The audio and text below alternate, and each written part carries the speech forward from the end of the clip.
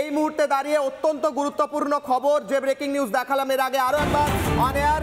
এই মুহূর্তে অত্যন্ত গুরুত্বপূর্ণ, চট্টগ্রাম আদালতের তরফ থেকে বলাই সম্ভব হয়নি যে কেন জামিনের আর্জি বা আবেদন খারিজ হয়েছে চিন্ময় কৃষ্ণ প্রভুর। এই মুহূর্তে দাঁড়িয়ে অত্যন্ত গুরুত্বপূর্ণ, তার কারণ হচ্ছে শুধুমাত্র আইনজীবীদের মারফত সূত্র মারফত খবর উঠে আসছে, শুধুমাত্র বলা হয়েছে জামিনের আবেদন খারিজ করা হলো। এর পরবর্তী কৌশল কি সেই নিয়ে ব্যাক টু ব্যাক মিটিং চলছে, সেই নিয়ে বৈঠক চলছে।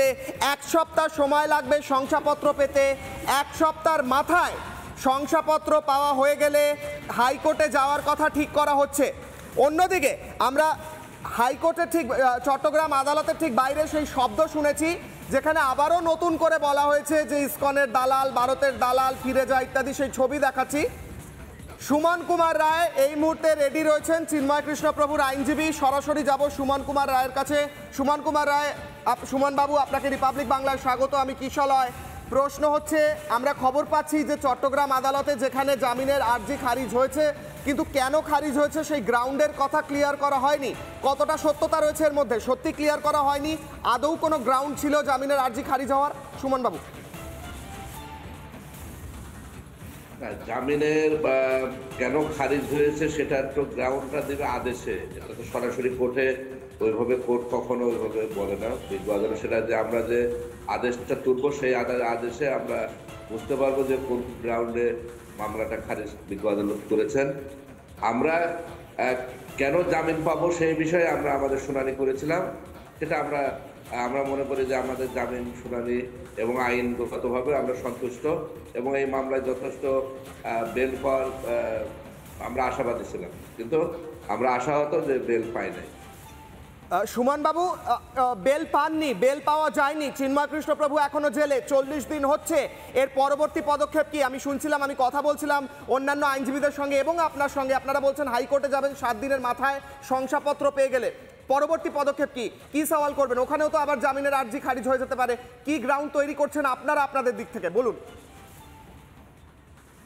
আমরা মনে করি যে এই মামলাটা একটি সম্পূর্ণ মিথ্যা এবং ষড়যন্ত্রমূলক মামলা।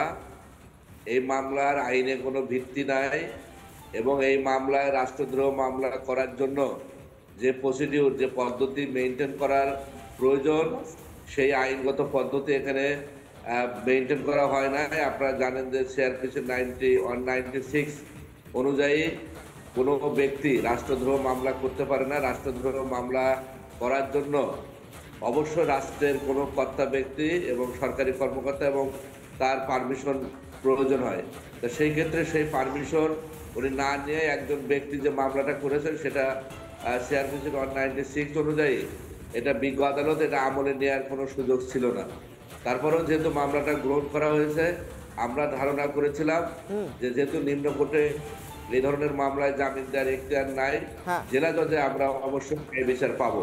কিন্তু জেলা জজেও আমরা দেখলাম যে সেখানে আমাদের আইনের জায়গা থেকে যে ধরনের প্রস্তুতি ছিল, আমরা সকল প্রস্তুতি সেখানে আমাদের সিনিয়র আইনজীবীরা বা আমরা সেই প্রস্তুতি গ্রহণ করে গিয়েছিলাম এবং সেখানে সার্বিকভাবে শুনানি করা হয়েছে।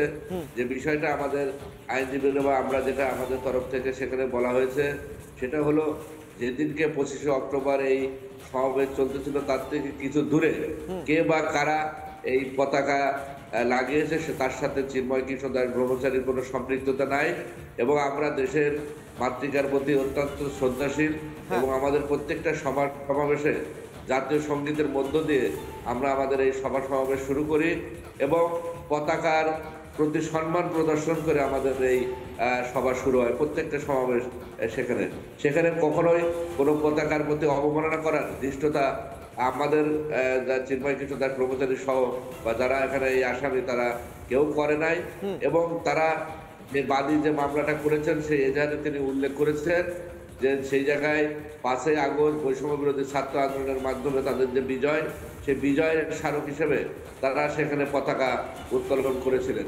কিন্তু দেখা যায় যে আসলে সেটা বাংলাদেশের কোনো পতাকা না, কারণ সেই জায়গায় চাঁদ এবং তারা খচিত ছিল।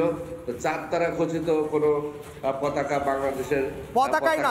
একটু সঙ্গে থাকুন সুমন বাবু। একটু নানা ধরনের কন্টেন্ট দেখার জন্য লাইক করুন, শেয়ার করুন আমাদের ফেসবুক পেজ, সাবস্ক্রাইব করুন আমাদের ইউটিউব চ্যানেল। পাশাপাশি অন্যান্য ব্রেকিং নিউজের জন্য অবশ্যই চোখ রাখুন রিপাবলিক বাংলায়।